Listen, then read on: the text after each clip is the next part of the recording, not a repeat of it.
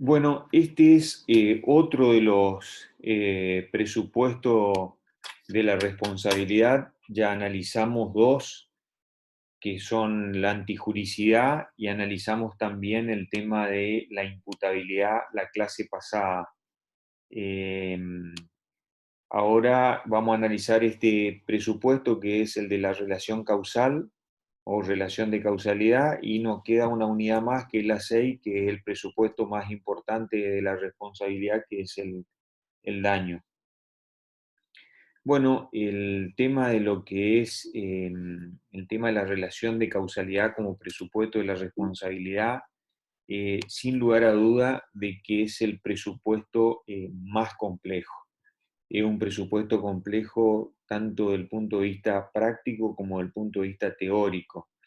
Es decir, porque en la mayoría de los casos prácticamente el análisis de lo que es el nexo causal queda reducido a una mera constatación de los hechos, donde en la mayoría de los casos queda librada a una sensibilidad del juzgador, es decir, del juez, al sentido común, y en muchos casos a lo que es una buena interpretación por parte del mismo. Porque realmente, y ahora como van a ver, se trata de una situación muy compleja. El concepto de relación causal, jurídicamente la relación causal se la entiende como la vinculación que debe existir entre un hecho antecedente, que es la conducta, ya sea por acción o por omisión, y un hecho consecuente, que es el resultado, que es el daño. Es decir, la relación causal es una relación de causa-efecto, que se da entre un hecho que puede ser positivo o negativo, acción o omisión, de origen contractual, extracontractual, y el resultado, que es el daño o el perjuicio. Dentro de una de las funciones que también analizamos en la unidad 1, como es la función preventiva, también se requiere la prueba del nexo causal. En ese caso tienen que probar la vinculación entre el hecho, es decir, entre la acción y la omisión, que debía ser antijurídica, y la amenaza cierta de daño. Es decir, tienen que demostrar necesariamente también ese nexo causal. La importancia, como yo le dije, es un presupuesto muy complejo, de muchísima dificultad, porque la mayoría de los casos no se aparecen simples, sino que aparecen un montón de situaciones, y todas esas situaciones o condiciones no aparecen perfectamente dibujadas. Entonces, por ahí resulta muy complicado, una extrema dificultad, determinar cuál es la causa jurídica que produjo el daño. Fíjense, ahí yo le doy un supuesto, lo que puede ocurrir en un accidente de tránsito. En un accidente de tránsito, la causa puede derivar de la conducta del conductor del auto, puede derivar de la conducta asumida por la víctima peatón, puede derivar de un tercero, puede derivar de las condiciones climáticas, puede derivar de un vicio de la cosa, puede derivar del estado de la calzada, es decir, de muchísimas situaciones pueden derivar el hecho. Aparte, la relación causal no se limita a eso, no se limita a determinar simplemente cuál fue la causa del daño, sino que por ahí aparecen lo que se llaman concausas. Por ejemplo, en el tema del accidente de tránsito, ustedes chocan a una persona que va en moto y la persona cae, impacta la cabeza contra el asfalto, y eso le produce un traumatismo de cráneo. Pero en realidad el juez ahí tiene que determinar qué hubiese pasado si esa persona llevaba el casco reglamentario. ¿Se hubiese producido ese daño? ¿Hubiese sido en la dimensión del daño? ¿Hubiese sido menos? ¿Se hubiese causado el mismo? Ahí ya aparece un elemento extraño que el juez también debe valorar a los fines de la determinación de la indemnización. Lo mismo, por ejemplo, si a ustedes le chocan y el impacto que le producen contra el auto hacen que ustedes vayan contra el volante del auto y le produzca una lesión en la zona del riñón que le termine afectando o generando una insuficiencia renal. Entonces, en ese caso, vamos a analizar el accidente, pero también vamos a ver si no hubo una causa o una concausa imputable, digamos, a la víctima, como por ejemplo, por qué esa persona fue contra el volante, si el cinturón de seguridad tuvo que haber evitado esa situación.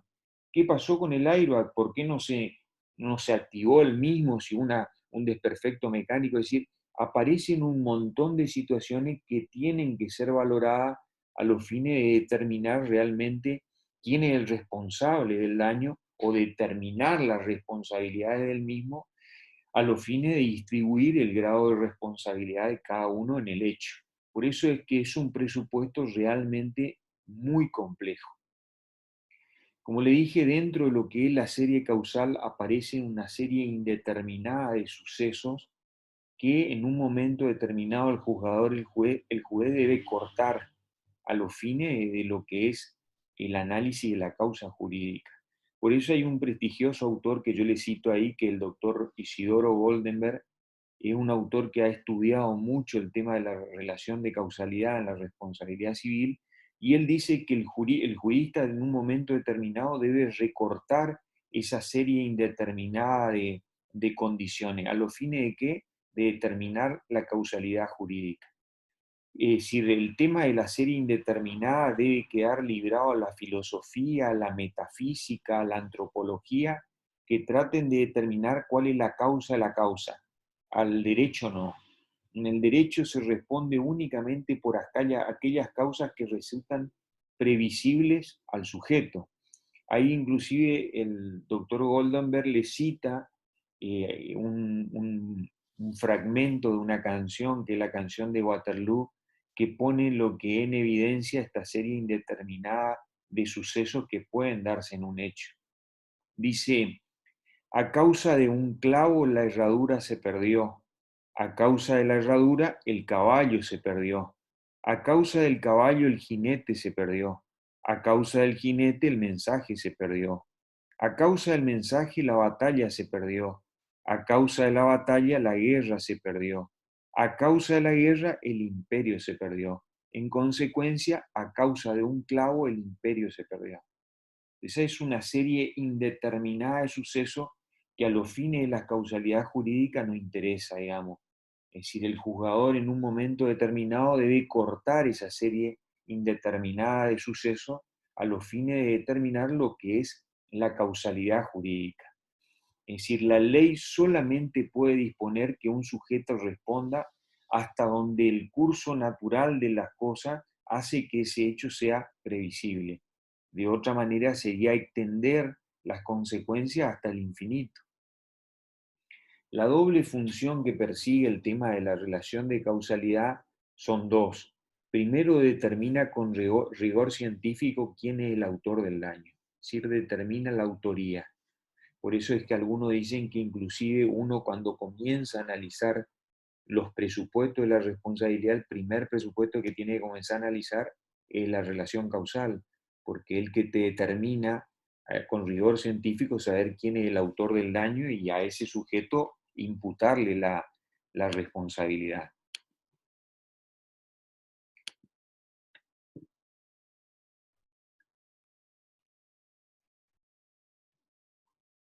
Claro, exacto, es una concausa y ahí el juez lo que hace es distribuir el grado de responsabilidad de cada uno y asigna un porcentaje de responsabilidad a cada uno en la producción de ese hecho. Entonces vos ya, autor del hecho, es decir, que vos el que le chocaste al motociclista, ya no respondés por el total del daño, sino solamente por una parte, la parte que el juez va a determinar en esa sentencia. ¿Por qué? Porque aparece lo que se llama una concausa, aparece otro hecho que incide significativamente en la producción o la consecuencia del daño. ¿Mm?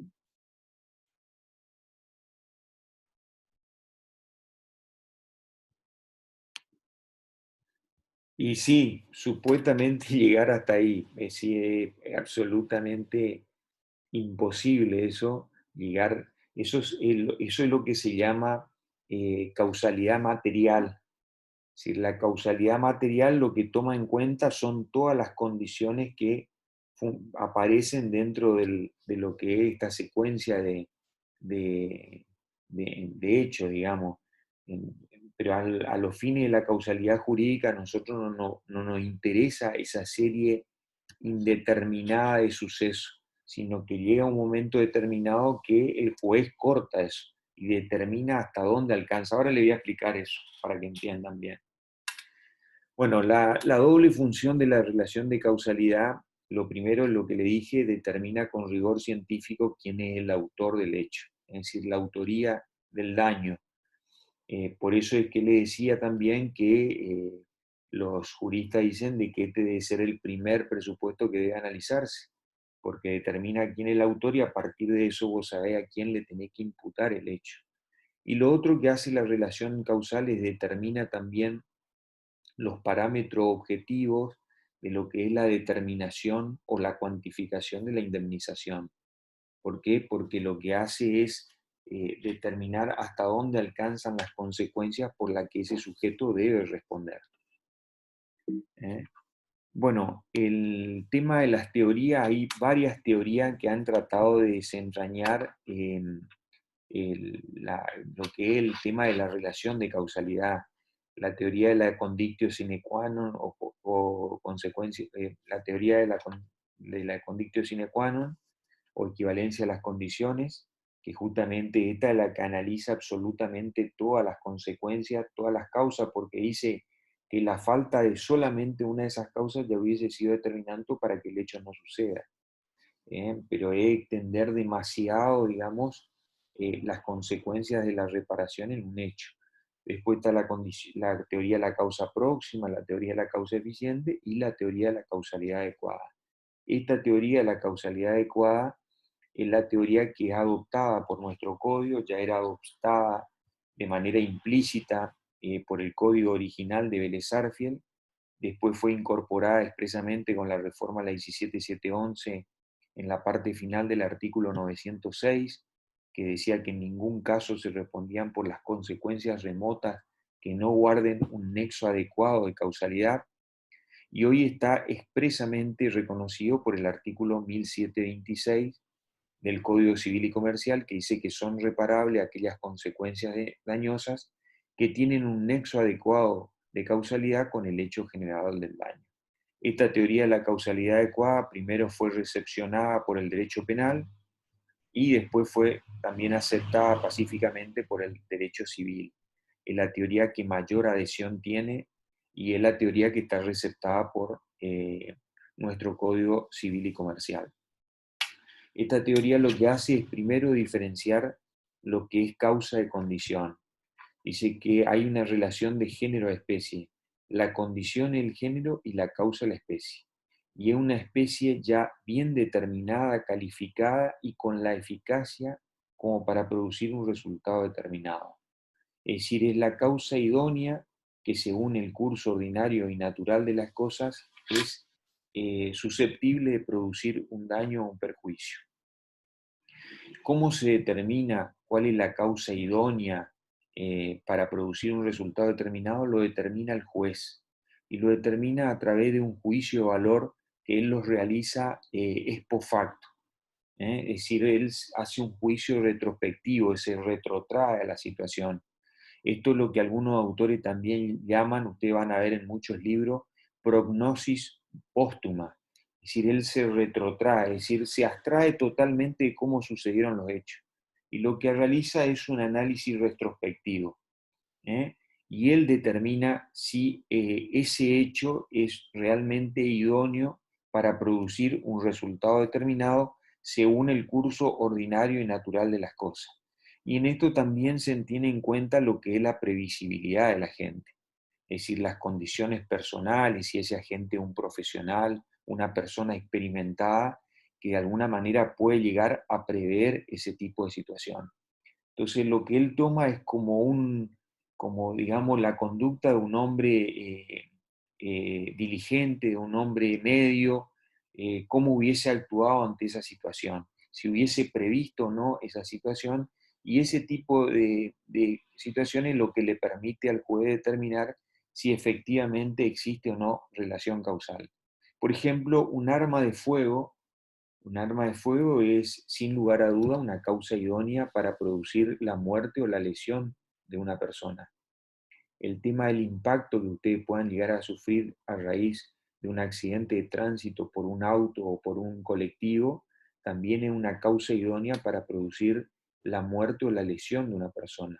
Ahora bien, el hecho de que tus padres se hayan divorciado, el hecho de que tu empleador te haya despedido de tu trabajo o el hecho de que tu novia te haya dejado por otro, eso no es una causa que según el curso ordinario y natural de las cosas motiva de que vos mates o lesiones a otra persona. Entonces son esas las circunstancias de valoración que debe tener en cuenta el juez al momento de determinar el nexo causal. Por eso le digo, los hechos no se presentan puro y simple. Por ejemplo, un golpe de puño, según el curso ordinario y natural de las cosas, es idóneo para producir, en primer lugar, se te va a poner la cara de color roja, después se va a producir un cambio de color en la cara, se va a ir poniendo morado, probablemente se te cierre el ojo, etc. Eso es lo que ocurre según el curso ordinario y natural de las cosas. Ahora, un golpe de puño no puede producir la muerte de una persona. Pero ¿qué pasa si vos con el golpe de puño cae, trastabillá, golpeá contra el cordón de la vereda y eso produce el fallecimiento? Entonces el juez tiene que determinar realmente cuál fue la causa productora del daño y hasta dónde alcanza la extensión de lo que vos vas a responder por el hecho, digamos, en este caso, golpe de puño, ¿no? Es decir, el mayor mérito que tiene esta teoría de la causalidad adecuada es que le da una pauta general al juez a los fines de tener en cuenta lo que son las circunstancias del caso, los grados de previsibilidad, teniendo en cuenta las condiciones personales del sujeto que actúa en ese lugar, pero más allá de guiarse por lo que son teorías abstractas, lo que tiene que guiarse es por los casos concretos y sobre todo aplicando criterios de razonabilidad para tratar de arribar a la solución más justa. Siempre teniendo en cuenta, por eso cuando comencé la exposición, es que muchas veces la relación de causalidad queda librado a lo que es el buen criterio, la sensibilidad del juez al momento de analizar el caso y todas las consecuencias que se dan dentro de ese supuesto. Por eso es que este es, sin lugar a duda, el presupuesto más complejo. Bueno, el Código Civil y Comercial, al igual que el Código Civil anterior, a los fines de determinar la extensión del resarcimiento, lo que tiene en cuenta es la previsibilidad del resultado. Por eso es lo que le digo. La ley lo que toma en cuenta es simplemente lo que una persona pudo prever al momento del resultado. Y por esas consecuencias, es por las consecuencias que se van a responder. Y el mismo código determina los tipos de consecuencias inmediatas, consecuencias mediatas y consecuencias casuales. A ver, miro la pregunta acá.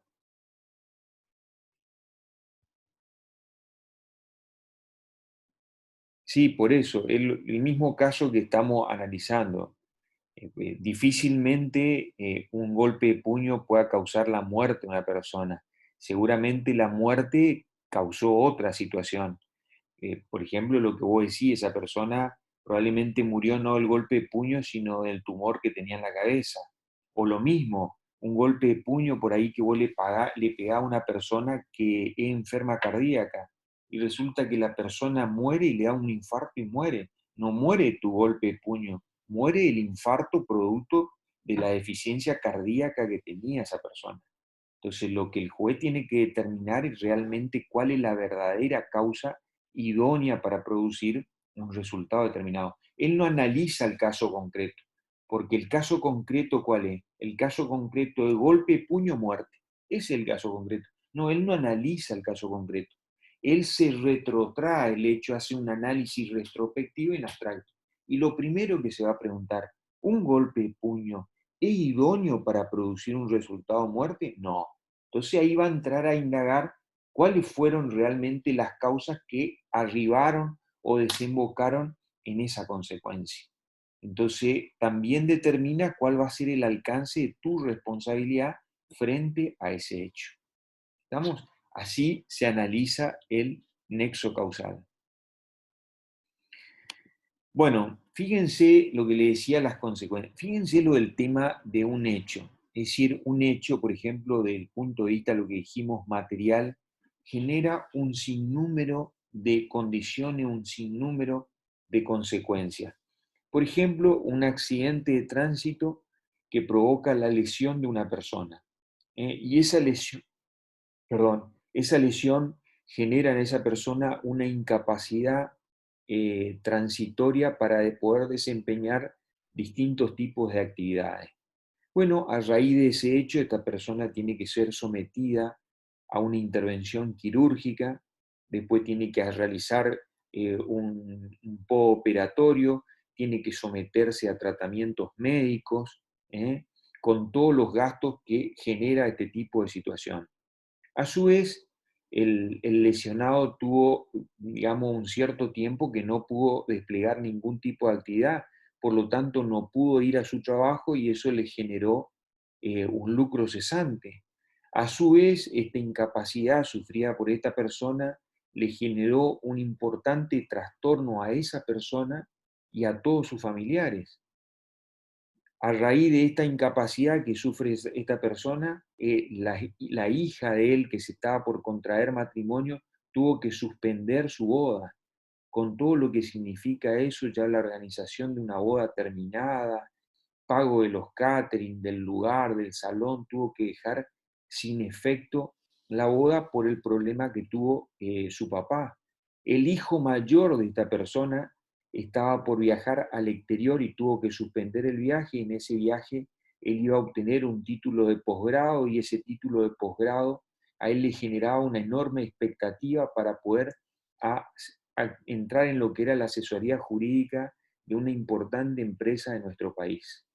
Es decir, todos estos hechos que yo le mencioné que surgen de este caso, todos los hechos están concatenados y son causa del hecho accidente de tránsito, sin lugar a duda. Ahora, no por todos esos hechos se va a responder, no todos esos hechos son causa jurídica de ese daño. Entonces, lo que hace el tema de las consecuencias es determinar hasta qué supuestos se van a responder, hasta qué consecuencia alcanza la extensión del resarcimiento. Y eso es lo que vamos a analizar acá. ¿eh? Lo que vamos a analizar acá. Fíjense, el tema de las consecuencias inmediatas. Dice el artículo 1727. Antes esto estaba en el 931 del Código de Vélez, ahora en el 1727. Dice, primero el artículo 1726 sienta un principio general. El principio general es que salvo disposición legal, en todos los casos se responde por las consecuencias inmediatas e inmediatas previsibles. En todo. Salvo que la ley determine, una ley especial determine lo contrario. Pero determina un supuesto de carácter general, a diferencia de lo que era en el código anterior, que era diferente la extensión del resarcimiento si estábamos en presencia de una responsabilidad contractual o extracontractual. ¿Por qué? Porque en la extracontractual era mayor, podía alcanzar hasta las consecuencias casuales. Ahora no. Ahora el mismo para los dos y en los dos se responde por las consecuencias inmediata previsibles. El 1727 dice, ¿qué son las consecuencias inmediatas? Dice, son aquellas que acostumbran a suceder según el curso ordinario y natural de las cosas. Cuando habla de las cosas las consecuencias inmediatas que acostumbran a suceder, no hace referencia a la cercanía temporal, no, sino que entre el hecho y el resultado no interfiere ningún otro hecho. Por eso es inmediato. Por ejemplo, en el supuesto que analizamos, ¿cuáles serían las consecuencias derivadas del hecho? El daño emergente y el daño moral. El daño emergente, gastos, intervención quirúrgica, honorario del abogado, gastos médicos, tratamiento postoperatorio, y el daño moral, que es los trastornos o sufrimiento que sufre la víctima a consecuencia de las lesiones o los familiares directos, como determina hoy el Código Civil.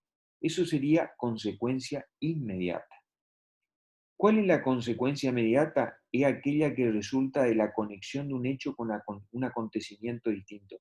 Acá la relación ya no es inmediata, directa, sino que acá aparece otro hecho que interfiere en eso y que de alguna manera determina otra consecuencia distinta. Por ejemplo, de ese hecho, accidente de tránsito, esta persona sufrió un daño.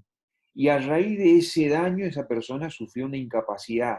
Y esa incapacidad no le permite a él ir al trabajo. Ahí aparece otro hecho. Y ese otro hecho también genera una consecuencia dañosa. ¿Cuál es la consecuencia dañosa? Que el empleador ya no le pagó el 100% de su sueldo, sino le pagó únicamente el 50%. Bueno, el 50% que no cobró durante todo el tiempo que duró la convalecencia, eso entra como lucro cesante. ¿Eso que es? Una consecuencia mediata. Ahora bien, ¿qué es la consecuencia casual? La consecuencia casual son aquellas consecuencias mediatas que no pueden preverse. Es decir, que una persona normal no puede prever que ese tipo de situación puede pasar.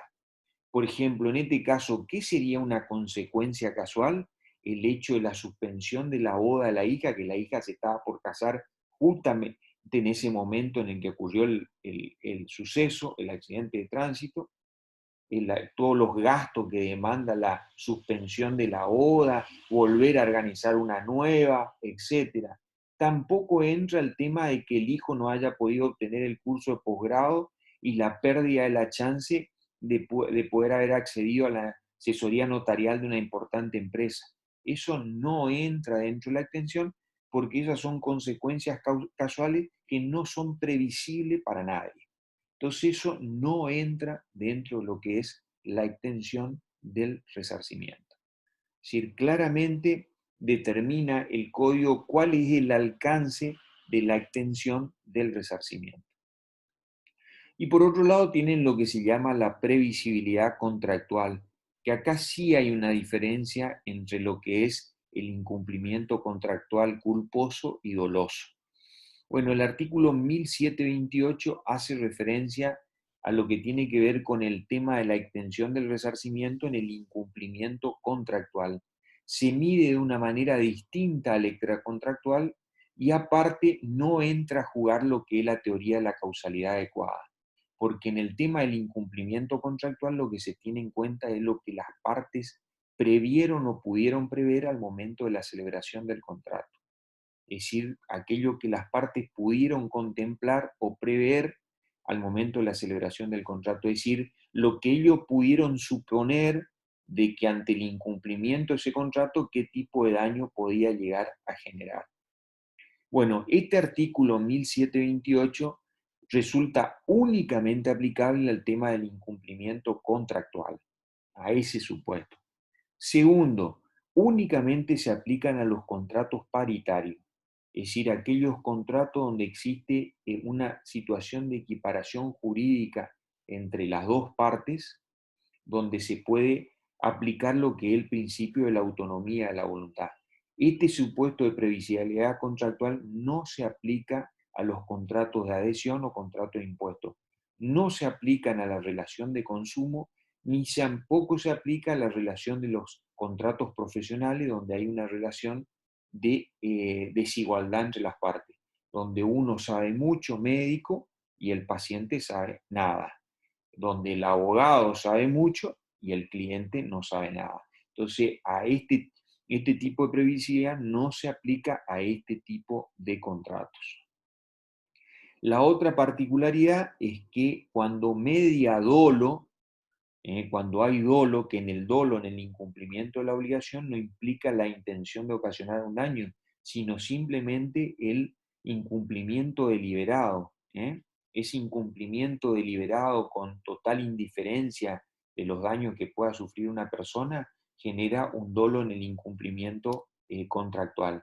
Y por lo tanto, cuando ustedes prueban el dolo, ese incumplimiento deliberado, ya el tema de lo que es la extensión del resarcimiento no se tiene en cuenta lo que las partes previeron al momento de la celebración, sino al momento del incumplimiento. Entonces la extensión del resarcimiento va a ser mayor. Le doy, en este tema de los contratos, lo que se fijan mucho es la relación costo-beneficio, es decir, los riesgos que forman parte del tema de la contratación. Si vos querés que una de las partes asuma mucho riesgo, esa persona por asumir mucho riesgo te va a cobrar muchísimo. Por ejemplo, le doy un caso así elocuente acá, que algo que se planteó acá en la facultad y demás, como para que ustedes vean y analicen lo que es esta situación.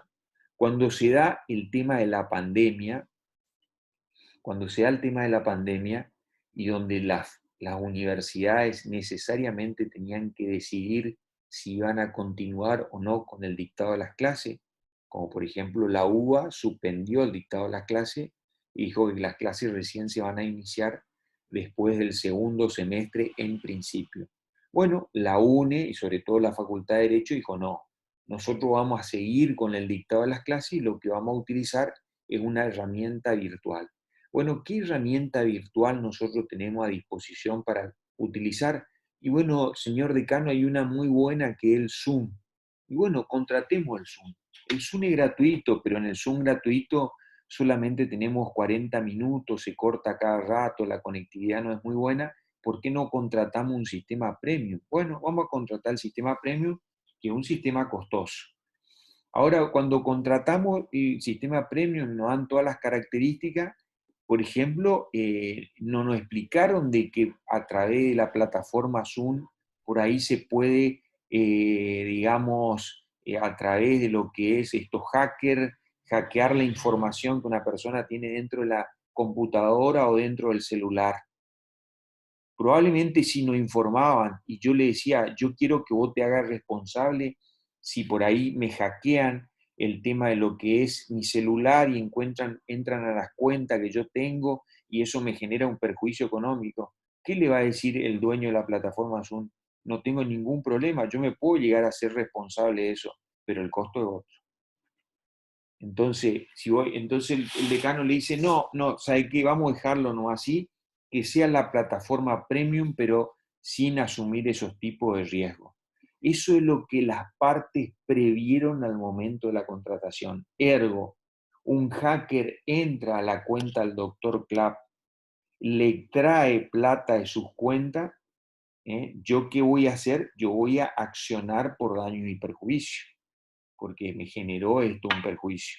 Ahora bien, ¿la facultad le va a poder hacer responsable a la plataforma Zoom? No, porque eso fue una situación que ellos no previeron al momento de la contratación. Únicamente se tiene en cuenta lo que las partes previeron o pudieron prever al momento de contratar. Cuanto más riesgo asumí, mayor el costo de lo que pagás. ¿Mm? Eso se vincula estrechamente a todo lo que tiene que ver con el incumplimiento contractual. Este supuesto que le di yo es un supuesto que lo inventé yo acá, digamos. Digamos, bueno, hay tres importantes modificaciones respecto a lo que es el sistema anterior. La primera modificación es que desaparecen las consecuencias remotas que directamente no tenían absolutamente ningún tipo de utilidad, porque en este caso, en este nuevo código, por las consecuencias casuales no se responden, pero están previstas y se determinan y surgen este tipo de consecuencias, pero no se responden salvo que una ley especial lo determine. Pero en las consecuencias remotas en ningún caso se respondían, entonces directamente no tenían razón de ser de que estén contenidas dentro del código, la suprimen. Después, en segundo lugar, unifican el tema de lo que es el régimen de la extensión del resarcimiento, donde en todos los casos se responde por las consecuencias inmediatas previsibles conforme el artículo 1726. Y el tercero, introducir lo que tiene que ver con el tema de la previsibilidad contractual, donde se rige por parámetros que son únicos y exclusivos para ese tipo de incumplimiento, que es lo que acabamos de ver.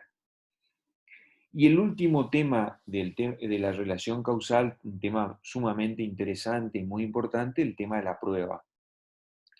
La prueba de la relación de causalidad también se aplica el principio general que venimos mencionando en todos los presupuestos de que la carga de la prueba siempre recae sobre quien invoca el hecho. Entonces, el que va a tener que probar necesariamente la relación entre el hecho y la consecuencia, que es el daño, es el que demanda, la víctima de ese hecho. ¿eh? La causalidad no se presume, en principio no se presuma, salvo que la ley expresamente lo pueda determinar. Pero en principio no se presume, es decir, hay que probarlo como cualquier como cualquier presupuesto de la responsabilidad. Hay que probar. Y así surge el artículo 1736 del Código Civil y Comercial que dice: la carga de la prueba de la relación de causalidad corresponde a quien la alega, excepto que la ley la imputa o lo presume. La carga de la prueba de la causa ajena, es decir, el eximente, o de la imposibilidad de cumplimiento, recae siempre sobre quien invoca. Es decir, el que alega el hecho es el que tiene que probar. Si vos demandás por daño y perjuicio, el que tiene que probar la relación causal sos la víctima de esos daños. Y si la persona a la que le demandás te quiere plantear algún tipo de eximente, el que tiene que probar el eximente, en este caso, sería el autor del hecho. Siempre la carga de la prueba recae sobre quien invoca el hecho.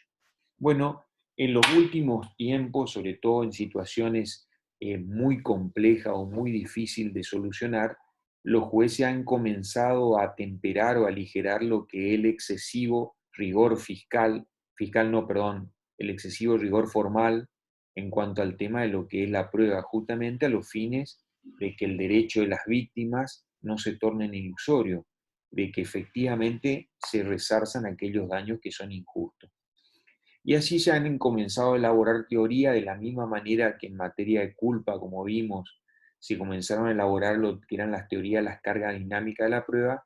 En materia de relación causal también se han comenzado a elaborar distintas teorías, sobre todo porque han aparecido un montón de nuevos daños, como por ejemplo el tema de lo que es el SIDA, enfermedades cancerígenas, daño ambiental, daño a los consumidores, daños generados por ciertos sectores que desarrollan distintos tipos de actividad vinculados con lo que es el avance científico y tecnológico. Es decir, a los fines de aplicar el tema de la teoría de la causalidad adecuada, ¿cómo podemos saber cuál es el curso ordinario y natural de las cosas?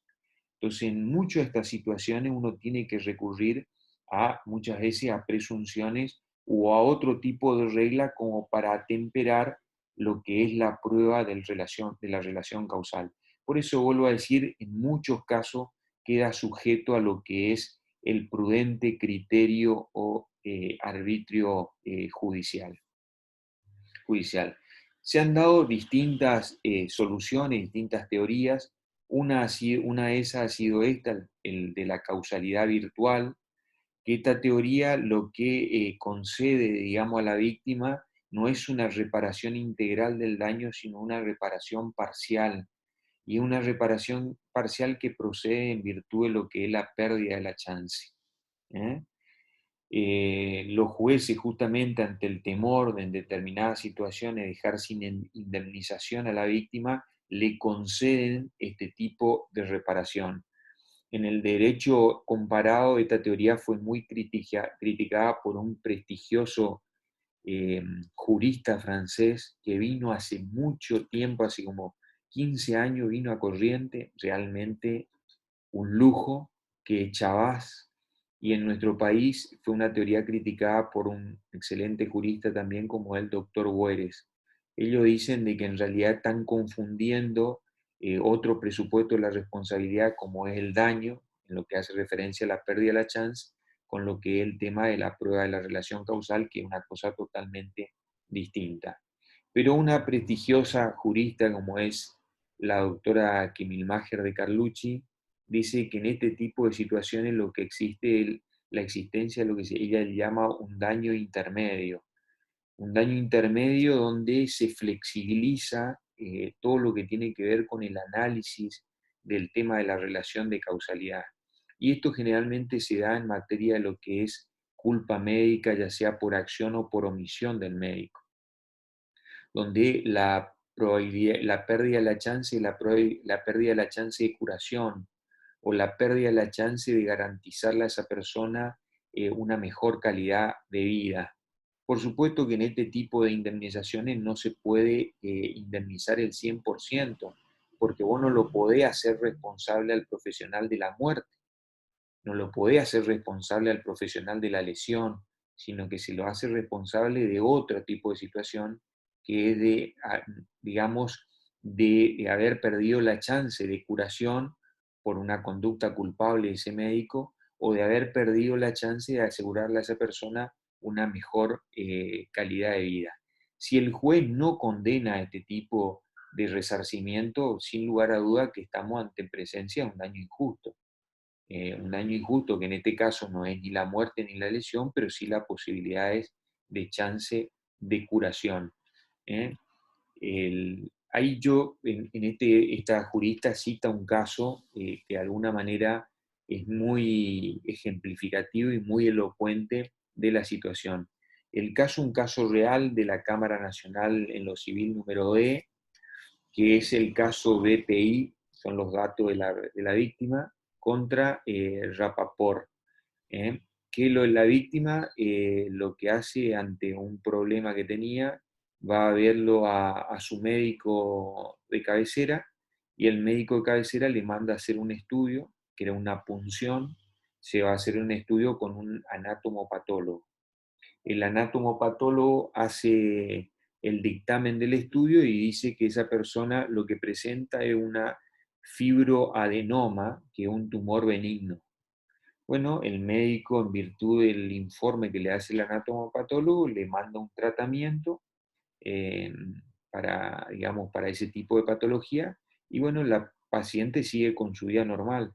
Resulta que al poco tiempo el anatomopatólogo advierte que cometió un error, y lo que hace es eleva un nuevo informe y manda al sanatorio. Ese nuevo informe lo que decía era que era un tumor maligno. Es decir, el error que comete el anatomopatólogo es no avisarle al médico del cambio de informe, tampoco le avisa al hospital o al sanatorio, sino que directamente remite a través de un sobre a lo que digamos, la parte administrativa del sanatorio. Y por supuesto el sanatorio tarda en informarle al médico y al COS. ¿Qué es lo que desencadenó en esto? Desencadenó en una muerte de la persona por cáncer. Es decir, en este caso no se le puede hacer responsable al sanatorio o al médico por la muerte de esa persona, porque no muere por culpa del médico o por culpa del sanatorio, muere a causa de un cáncer maligno que tenía, que era la consecuencia de la muerte. Pero sí se le puede hacer responsable al médico, al anatomopatólogo o al sanatorio por la pérdida de la chance de haberle garantizado a esa persona, ya sea curación a través de un tratamiento para ese tipo de cáncer, o en su caso haberle garantizado, haberle prolongado la vida o haberle garantizado una mejor calidad de vida. Entonces, evidentemente acá hay un error, acá hay una conducta negligente por parte de estos profesionales, y tiene que ser reparada. A eso hace referencia el tema de la causalidad virtual. Cierto sector de la doctrina resiste esto, pero es una de las teorías que se admite. Y la otra teoría que se admite es la creación culposa de un riesgo injustificado o de una situación de peligro. En este caso ya la reparación del daño no es parcial, sino que una reparación integral, se responde por todo. Y esta entienden de que una teoría superadora de la anterior, porque en esta teoría lo que se toman en cuenta son distintas pruebas objetivas, que lo que determinan es que muchas veces la conducta de un profesional culpable o negligente aumenta las posibilidades de que una persona pueda llegar a generar un daño. Por ejemplo, es una historia clínica mal llevada, un quirófano con falta de asepsia, instrumentos médicos insuficientemente esterilizados, ausencia del médico de guardia, deficiencia en la atención, falta de estudios complementarios, es decir, una serie de elementos que demuestran de alguna manera la negligencia, y son estos elementos los que inciden directamente sobre la producción del año. Entonces, todos estos tipos de elementos sí pueden actuar y pueden incidir a los fines de atemperar o aligerar lo que es el rigor en cuanto a la determinación del nexo causal. Y muy bien, eso es todo nexo causal. Hasta acá el tema que viene ya es lo que es interferencia o interrupción del nexo causal, que le voy a dejar acá en mano de Gonzalo. Son las 4 de la tarde, si tienen alguna pregunta respondo, y si no, hacemos un pequeño recreo de 10-15 minutos, y cuando volvemos retoma ya directamente él el análisis de lo que tiene que ver con la interrupción del nexo causal. ¿Quieren hacer alguna pregunta?